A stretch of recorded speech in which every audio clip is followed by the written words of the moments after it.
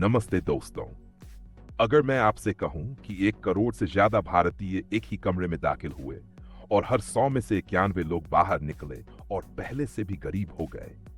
अगर ये कमरा कोई घोटाला या जाल नहीं था, बल्कि एक सरकारी मान्यता प्राप्त विनियमित एक्सचेंज था, और अगर अभी भी लाखों लोग उस कमरे के अंदर फंसे हैं, ये सोचते हुए कि उन्हें अमीरी की कोई शॉर्टकट मिल गई है, जबकि असल में वे धीरे धीरे पूरी तरह से खत्म हो रहे हैं, तो सुनिए। ये कहानी है भारत के एक प्रतिबंधित वित्तीय रहस्य की, उस झूठ की जो सबके सामने है लेकिन किसी को दिखाई नहीं देता, दुनिया के सबसे बड़े डेरिवेटिव्स कैसीनो के भीतर छिपा हुआ। वर्ष 2022 से 2025 के बीच भारतीय बाजारों में एक खामोश क्रांति आई। न तो अखबारों में हेडलाइन बनी, न ही प्राइम टाइम डिबेट्स में चर्चा हुई। यह सब कुछ हुआ रिटेल ब्रोकिंग एप्स के बैक एंड में, इक्विटी डेरिवेटिव सेगमेंट के भीतर, जिसे F&O कहा जाता है।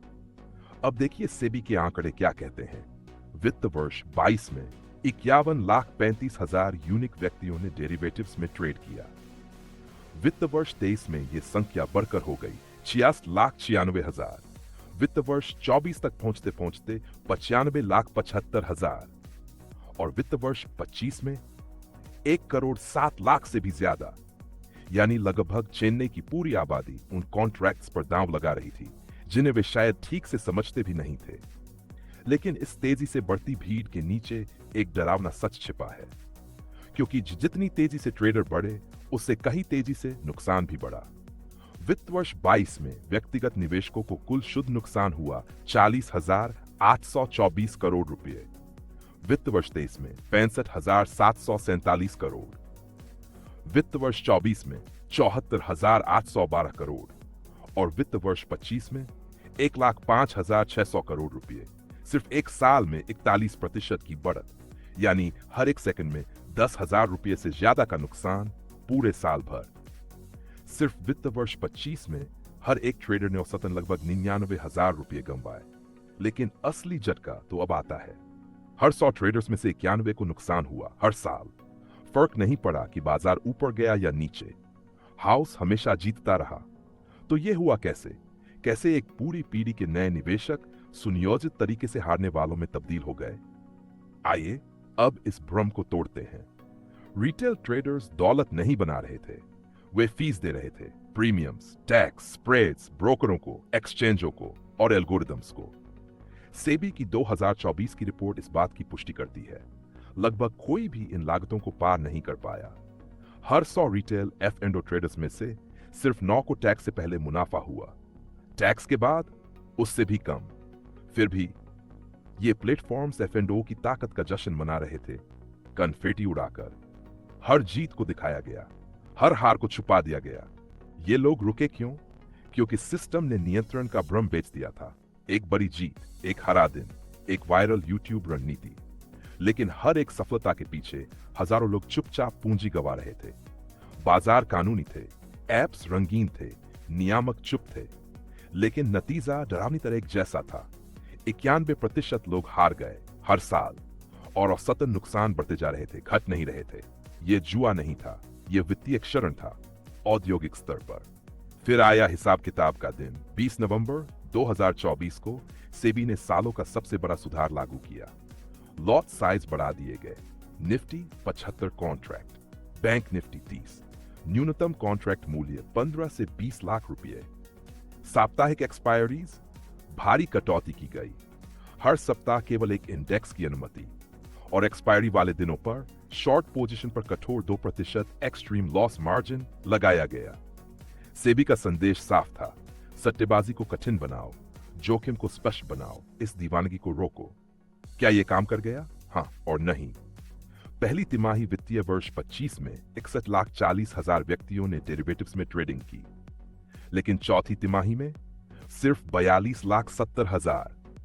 एक चौंकाने वाली 30% गिरावट। टर्नओवर गिरा।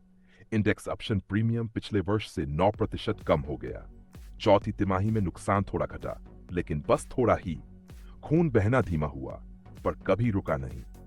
91% ट्रेडर अब भी हारते हैं। अब सुनिए वो सच्चाई जो ज्यादातर को कभी पता नहीं चलती।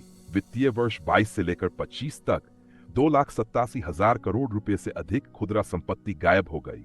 न चोरी हुई, न हैकिंग, बस गुम हो गई, कानूनी रूप से, सिस्टमेटिक तरीके से।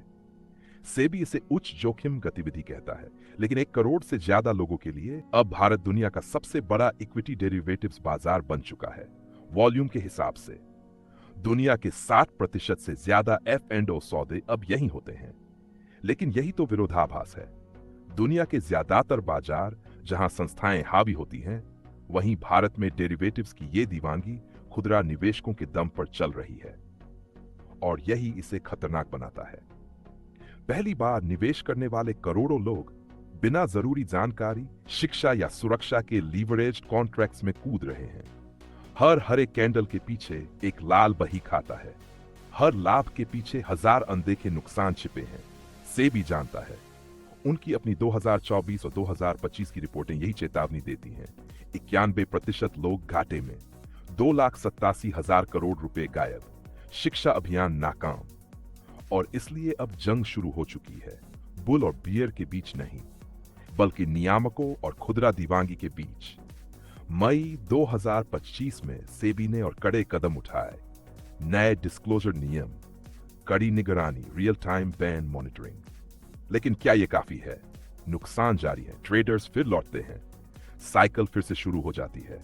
2025 में आंकड़े अब साफ हैं। इतने ट्रेडर्स पहले कभी नहीं थे, इतना पैसा पहले कभी नहीं डूबा। और फिर भी 91% लोग हारते हैं। लेकिन असली सवाल यह है, जब 1 करोड़ लोग बाजार से नहीं अपने आप से उम्मीद खो दें, तब क्या होगा? जब एक वित्तीय सपना एक राष्ट्रीय भ्रांति बन जाए, तब क्या होगा? यह अंत नहीं था, यह तो बस शुरुआत थी। तो सवाल अभी बाकी है, और कितनों को हारना होगा इससे पहले कि कोई कहे बस करो। अगर इस वीडियो ने बाजारों को लेकर आपके नजरिए में कोई नई सोच जगाई हो, तो उस लाइक बटन को जरूर दबाएं। अगर आप किसी ऐसे व्यक्ति को जानते हैं जिसे ये जरूर देखना चाहिए, तो इसे अपने निवेशक मित्रों के साथ साझा करें। और अगर आप कभी भी वो अहम जानकारियां मिस नहीं करना चाहते जो आपके पोर्टफोलियो को दिशा दे सकती हैं, तो अभी सब्सक्राइब करें और घंटी का बटन भी ऑन कर दें। देखने के लिए धन्यवाद। आपका साथ ही इस सफर की असली ताकत है।